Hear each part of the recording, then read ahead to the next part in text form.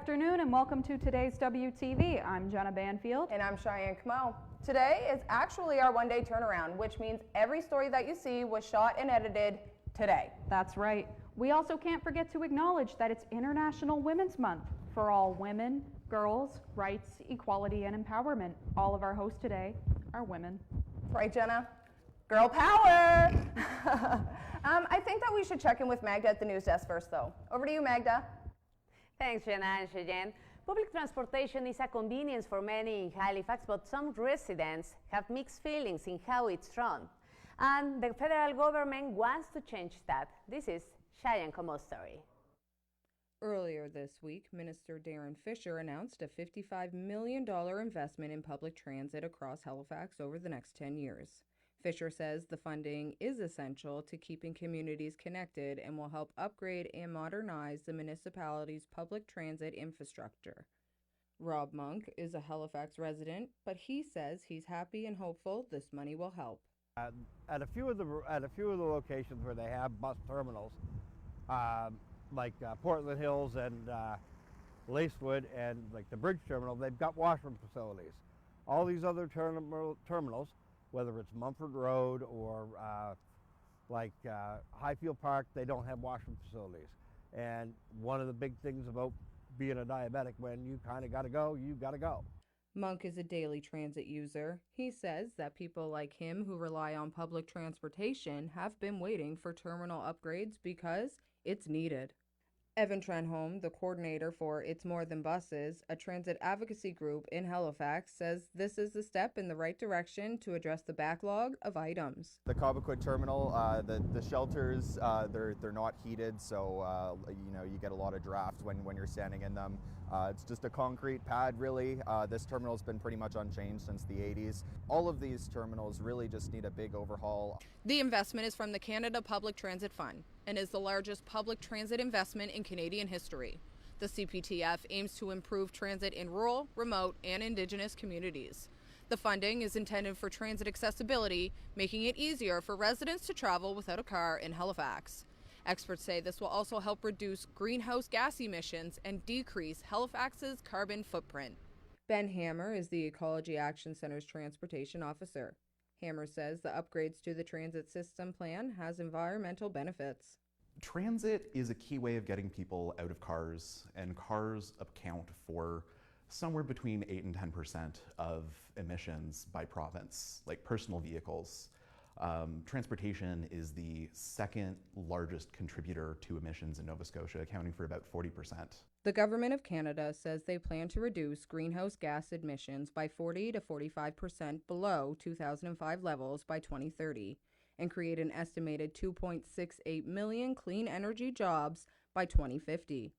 Monk says he hopes the upgrades will benefit the transit system and that the next steps for the funding should focus on improving routes and wait times. From the universities out to Spryfield, out to Leblin Park, it's huge, it's long, it's massive, right? Whereby you could do what they did with the number 10 route going to Micmac Mall over in Dartmouth, where you could have split the routes up a little bit better to make them a little more efficient for everybody else. Although the construction is scheduled to begin in 2026, the exact plans are yet to be decided. Cheyenne Camo, WTV News, Sackville. And the Halifax Sexual Health Center started a pilot program offering free pelvic physiotherapy services that cover a wide range of health issues. Jenna Banfield has the story. Amy Prescott is the resident physiotherapist at the center offering these new services. She has a strong passion for physiotherapy and pelvic care, which heavily influences the pilot project. Based on my own experiences prior to physiotherapy school, I think that's what really sparked my interest in physiotherapy and pelvic health physiotherapy. Prescott says the physiotherapy covers many conditions that affect the pelvis, such as painful periods, pregnancy, and bladder incontinence, but also covers physiotherapy for gender-affirming support. Last week, an act was introduced in the House of Assembly that calls for an LGBT+ Bill of Rights to be established for the province. Some of the things the bill calls for is better training for healthcare providers and funding for community and sexual health organizations. Abby Ferguson is the executive director of the Halifax Sexual Health Center. She says they are not a provincial service and mainly rely on funding through their clinical services, donations, and grants. However, it is difficult to keep that funding sustainable. It's a battle like every single year to try to make sure that we have sustainable funding to keep our doors open and push through our important work. Ferguson says that with recent political drawbacks towards sexual education and healthcare, the issue must be addressed. And I think it is an important statement from the province to stand that up and say with confidence that they care about this sector and they understand that it's important to our citizens. And Prescott says offering physiotherapy at the center has been a long-standing goal of hers and is happy to fulfill it. I think this clinic is really special and the people who work here are fantastic. I'm so inspired by them every day.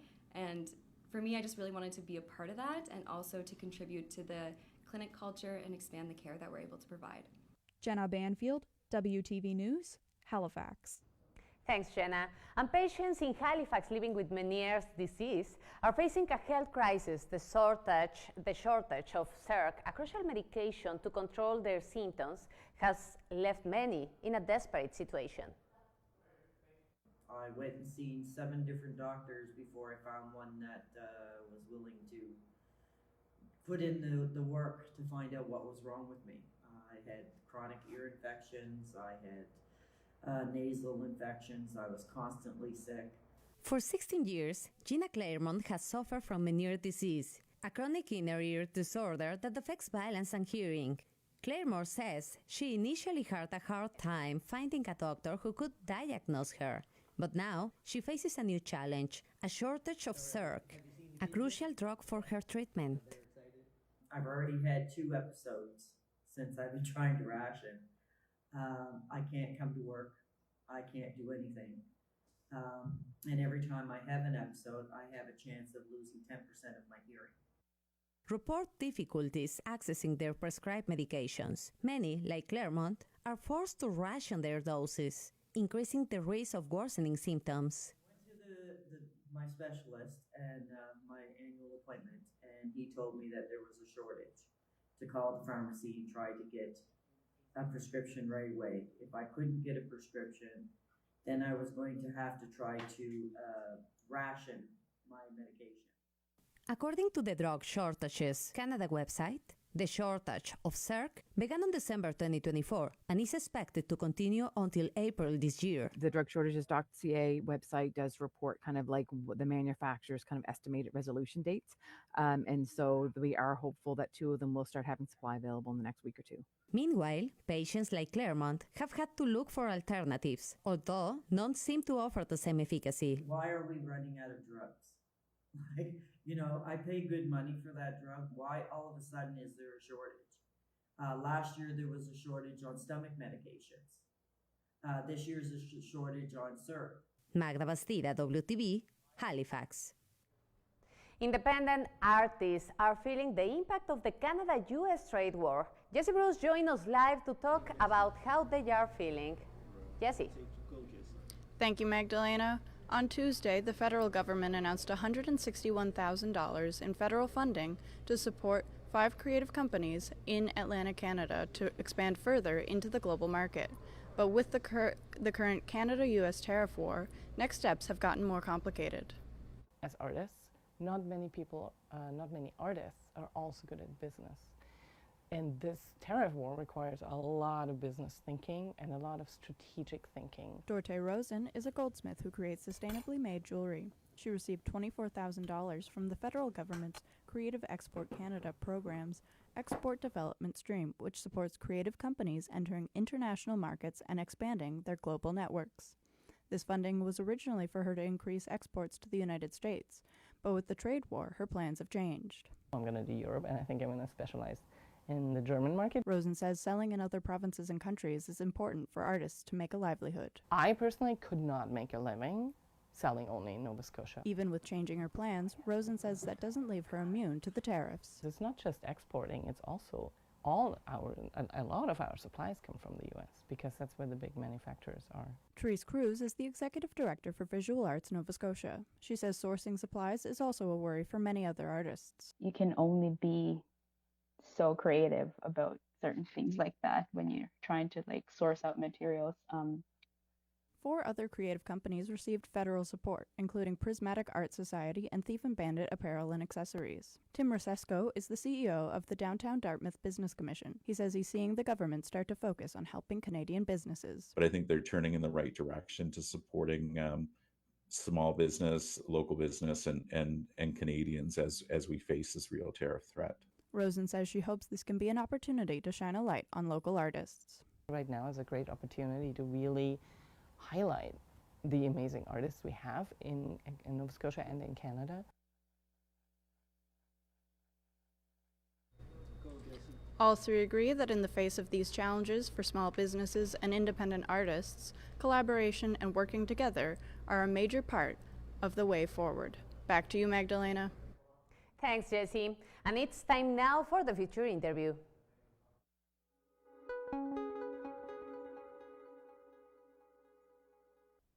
Every year, millions of plastic bottle caps end up in landfills and oceans, worsening the plastic waste crisis.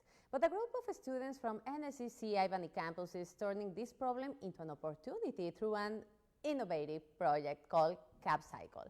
And the team has created a social enterprise that transforms discarded plastic caps into new, usable products, reducing waste and promoting sustainability in the process. Join us today to talk about CapCycle and their journey with Enactus are Luella Leck, faculty advisor for the team, and Jordan Bradley, a first-year business administration student at NSCC. Welcome to WTV. Thank you. Thank you very much for having us. Thank you for joining us today. So this is a very interesting project. Please, could you tell us more about Enactus and how does it support the students? So Enactus is an international not-for-profit organization inspiring and empowering post-secondary students to create social, environmental, and economic change through entrepreneurial action. Now, often when people hear that, they think they need to be entrepreneurs to get started, but Enactus is open membership to any post-secondary student from any discipline. And here at Albany campus, we've had an Enactus team for 10 years. Wow, 10 years, and it has amazing results until now. Yeah, in 10 years, if we want to talk Enactus by numbers, I mean, we've seen somewhere between 200 and 400 students. We've probably raised over $50,000. We've worked with over 100 project partnerships. We've started numerous businesses. We've impacted over 5,000 people. And the students have probably put in more than 25,000 volunteer hours. Wow, that is a lot. Jordan, tell us more about how this idea came about. Well, CapCycle started long before I came to NSCC. I'm a first-year student here, but the idea of CapCycle has been around for 3 years now. So they originally started collecting the caps and decided to come up with the idea of making bracelets, one-time use plastic that probably wouldn't end up back in the landfills. But over time, it quickly became a realization that plastic is insanely hard to work with, and it's hard to turn what is a waste into a product that people are going to buy.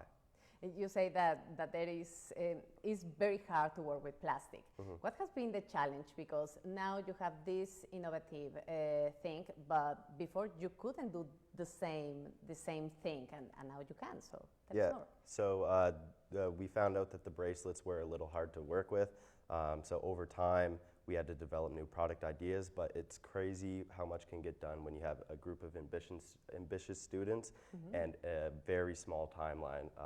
So we came up with the process to melt down the plastic and turn them into coasters, which is our main product now. When we talk about the environment, we know that there is a huge problem in the world. So how this company, how this project impact with the environment and has the impact with the community? So over the last 2 months, or over the last 3 years, we've made great impacts on the environment, especially around this campus, Albany campus. We've collected around 20,000 caps, and it's hard to say where those caps will end up, but we know they won't end up in the landfills. And in this situation, when you're thinking about the future, how you can picture the future of this company? Well, I have many ideas. I find myself to be a creative person. Luella is always here to keep us on track and not to try to open ourselves up to many avenues. But there are so many possibilities with CapCycle, recycling and upcycling. We could use injection molding to make phone cases that can be used around campus. There could even be the idea of returning the phone case when they upgrade their phone. Injection molding, there's even new scientific improvements where you can turn recycled plastic back into its original resource of fuel. Yeah, that is amazing.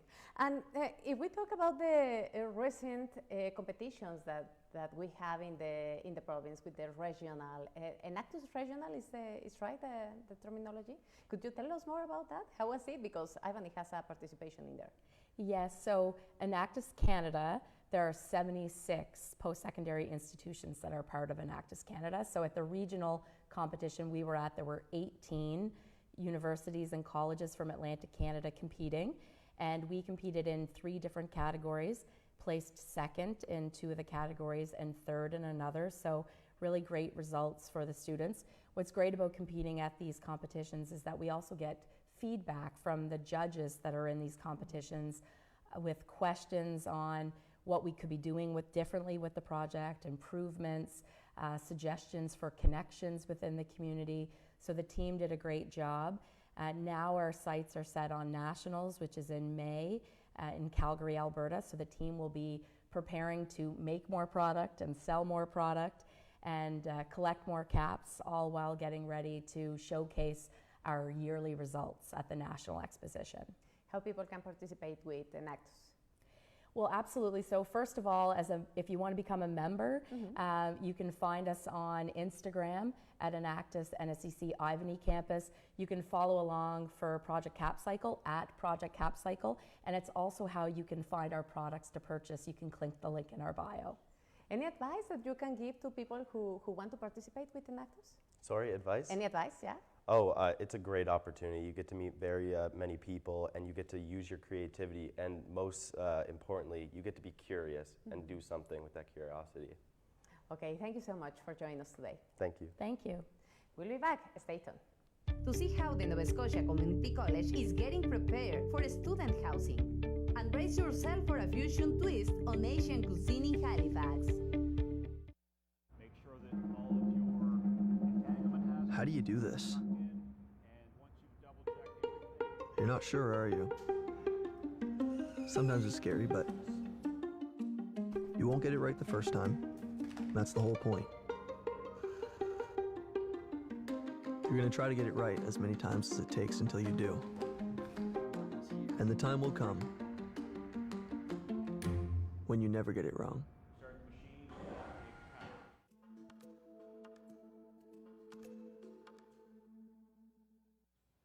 What were you thinking?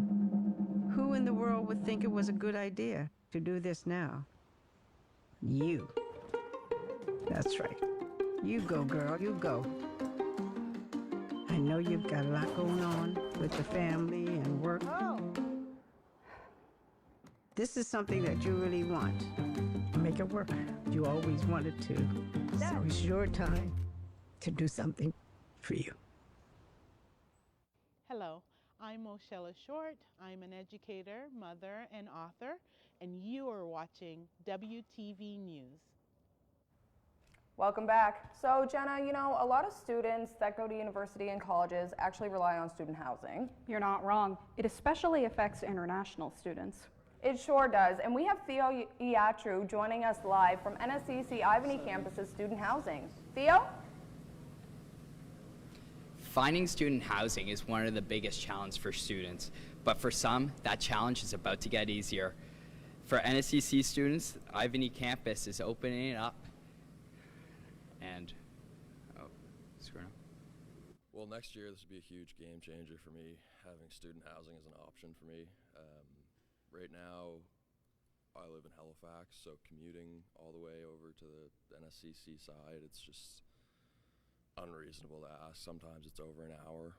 Brad Howard is a first-year electrician student at NSCC Ivany and says finding a safe and affordable place to live while attending college hasn't been easy. Now NSCC is trying to change that. The college opened its campus housing applications on Monday, and it's part of a broader effort to make post-secondary education more accessible. Lisa Boyle is the vice principal of Ivany Campus and says her and the rest of the staff are super excited. We are so excited. It's going to bring a new energy to the campus. We're going to have students here 24/7, 200 beds, so 200 students will be on campus 24/7.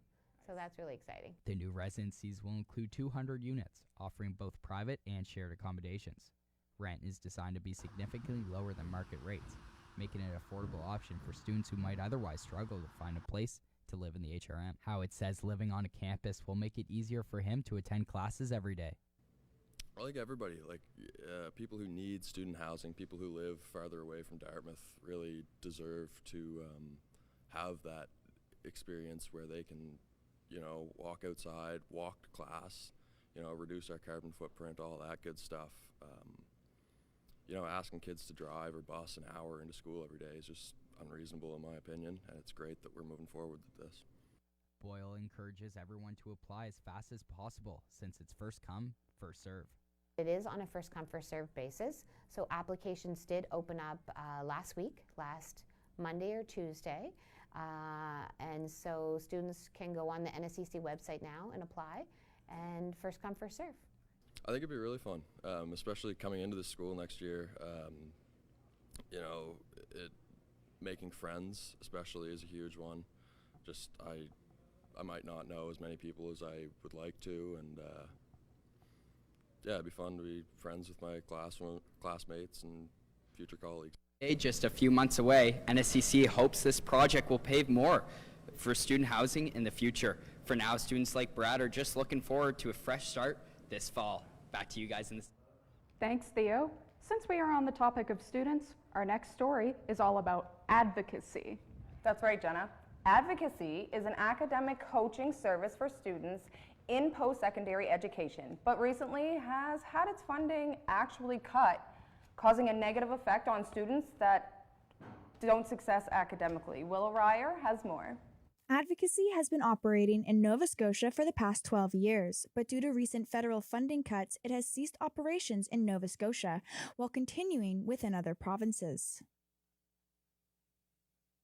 Jeremy Kent graduated in 2016 from the music arts program at Ivany campus, and he says that he feels this will have a large impact on students. I think about my own experience and, how there are going to be a lot of students left in the cold, right? And let me turn my phone off for a second. Jeremy was a client of advocacy while finishing his diploma. He says advocacy benefited his academic journey. Dominique Jume was an academic coach within Nova Scotia. Continued to be funded, so it is funded everywhere else in all the other provinces, and it had been funded. Advocacy had been funded for 12 years, and all of a sudden, to just be cut without any major reason or it's concerning. So why are all the other provinces funded, and all of a sudden Nova Scotia is not? Jume says that they are continuing to academically coach students, but because of the funding cut, it is difficult to spare the time to work with students pro bono. And she says that the academic help for students is moving backwards. Keith told me recently that most of the coaches actually did some pro bono work in different extents, because we all felt bad for the students, but then that affects the financial aspect of our life as coaches. Jume says that she is also hoping that the provincial government will retract the decision so that the funding will continue for advocacy, but Kent disagrees.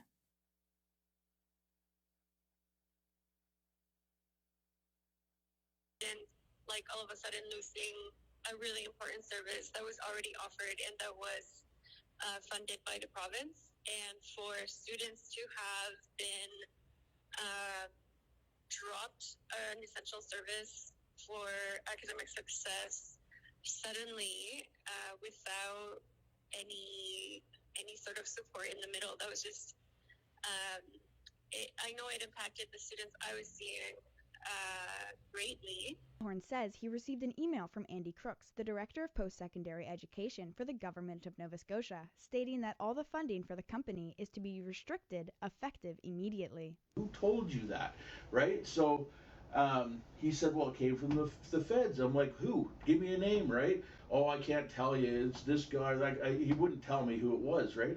And then the next thing he says, he's like, well, none of your coaches meet the qualifications. I'm like, which coaches are you talking about for starters? He's like, well, I went on your website, and there's only a few of them, and none of them have masters in special education. I said, I haven't updated my website in like 4 years, man.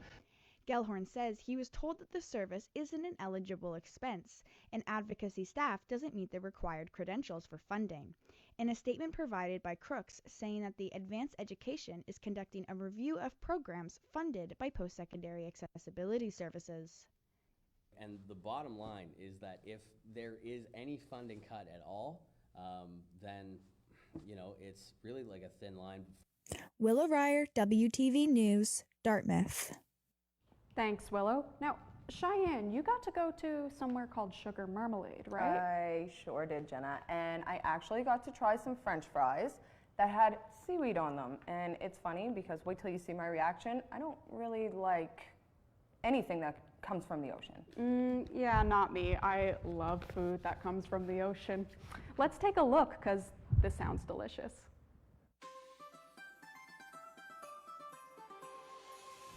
So right now you're in Sugar Marmalade Halifax in 1452 Brenton Street. So we have a lot of like Hong Kong style dessert, but it's like fusion dessert and fusion popcorn chicken. So it's like not only the dessert place, you also can have seats in our restaurant, have the appetizer and entree food together, and we mix them together, like not only the traditional one, but we also adapt the local people's flavor as well. Because Halifax, like Canada, is like diversity here, and so it's like you can see that the dessert parts that we keep our traditional style, like Hong Kong style, but like the traditional fries doesn't have any flavor, just like salt. But we have like 7 different flavors for the fries, and we just feel here you can see people local, you can see people from China, from everywhere, like international. We want to bring like our traditional food to everybody to see everybody love it or not. Cause the words like more close. Cause you don't need to travel to China to have like the Hong Kong desserts or the Chinese food, but you're in Halifax, we can bring it here, then you can have it and you can try to see you love it or not. Yeah, so then mix up together will make everybody can find their favorite flavor in the one place, and then we just mix them together, make everybody happy here. Yeah. And stay tuned on our new menu. Like we will have the coffee menu and the breakfast menu in the future. Just wondering to provide like the one place for everybody for the whole anything you want. So yeah, just stay tuned. Ooh, Cheyenne, I may be going to Sugar Marmalade this week. Girl, you definitely should, and I'll come with you. Yes. Well, unfortunately, that's actually all the time we have today. Really? We're at the end of the show? We are, and I just want to say it has been a great show. It was great to hear your story, Jenna, about the Halifax Sexual Health Clinic offering free pelvic care, to learning about the student housing and Ivany campus. Jenna, it was really, really great working with you today, and I cannot wait for our show next week. Cheyenne, there's no show next week. We're all done. Oh my gosh. Jenna, you're so right. Well then, we would like to pass the torch to our first years and just say how much they've improved since their first day in this course. Yeah, Jenna, they definitely have done so much for WTV, whether it was doing, you know, their segment for What's Up Halifax or shadowing us for our stories. They're really going to be the future of the media. They are, and so are we. That's all the time we have for the show today. And for all the behind the scenes of our show today, check out our socials on WTV Media. We'll see you next time.